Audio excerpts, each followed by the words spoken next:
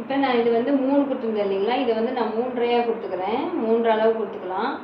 எதுக்காக 3 கொடுத்துக்கிறோம் அப்படின்னா, அவங்களுக்கு வந்து ரொம்பவே வந்து பாடி லூஸ் அதிகமாக இருக்குது பார்த்தீங்களா, 11.5 வருது. யாருக்கு 11.5 வந்து பெரும்பாலும் போகாது. அப்போ அதிகமாக அந்த பக்கம் இப்படி வரும்போது நமக்கு வந்து அந்த பேக் சைடு இதில் வந்துக்கிட்டிங்கன்னா ரொம்ப இவ்வளோ தூரம் வந்து நமக்கு இதாகி போகுது. ஸோ அதனால் நான் இந்த இடத்துல வந்து 3.5 வந்து கொடுத்துருக்குறேன்.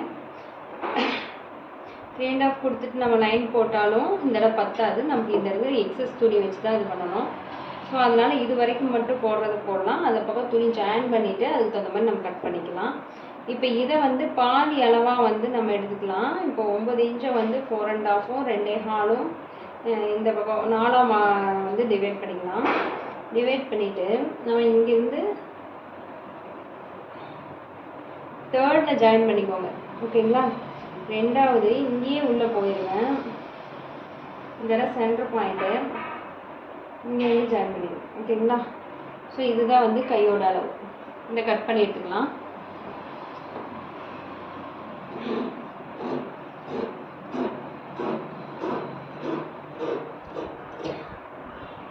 இப்போ அதே மாதிரி இந்த சைடு இருக்கக்கூடிய இந்த எக்ஸஸ் துணியும் கட் பண்ணி எடுத்துக்குவோம்.